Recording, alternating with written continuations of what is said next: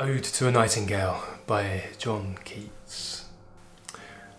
My heart aches, and a drowsy numbness pains my sense, as though of hemlock I had drunk, or emptied some dull opiate to the drains 1 minute past, and lethe woods had sunk.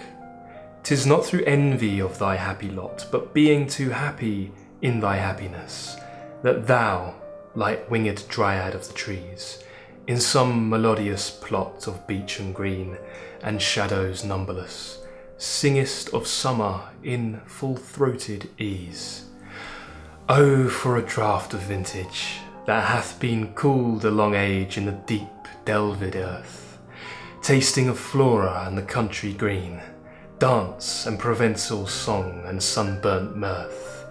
Oh, for a beaker full of the warm south, full of the true, the blushful Hippocrene, with beaded bubbles winking at the brim, and purple-stained mouth, that I might drink and leave the world unseen, and with thee fade away into the forest dim. Fade far away, dissolve and quite forget what thou, among the leaves, hast never known, the weariness, the fever, and the fret here, where men sit and hear each other groan, where palsy shakes a few sad last grey hairs, where youth grows pale and spectre thin and dies, where but to think is to be full of sorrow and leaden-eyed despairs, where beauty cannot keep her lustrous eyes, or new love pine at them beyond tomorrow.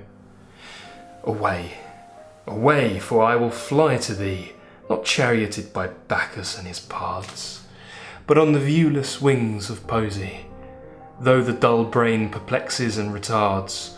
Already with thee, tender is the night, and haply the Queen Moon is on her throne, clustered round by all her starry fays. But here there is no light, save what from heaven is with the breezes blown through verdurous glooms and winding mossy ways. I cannot see what flowers are at my feet, nor what soft incense hangs upon the boughs, but in embalmed darkness guess each sweet wherewith the seasonable month endows the grass, the thicket, and the fruit tree wild.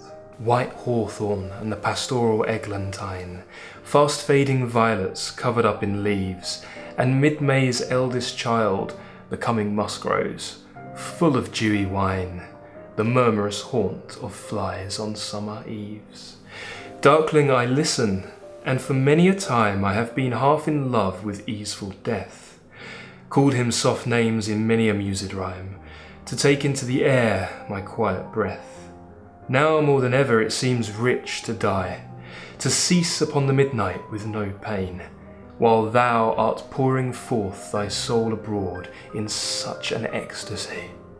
Still wouldst thou sing, and I have ears in vain, to thy high requiem become a sod.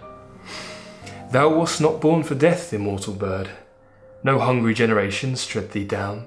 The voice I hear this passing night was heard in ancient days by emperor and clown, perhaps the selfsame song that found a path through the sad heart of Ruth, when sick for home she stood in tears amid the alien corn, the same that oft times hath charmed magic casements, opening on the foam of perilous seas in fairy lands forlorn.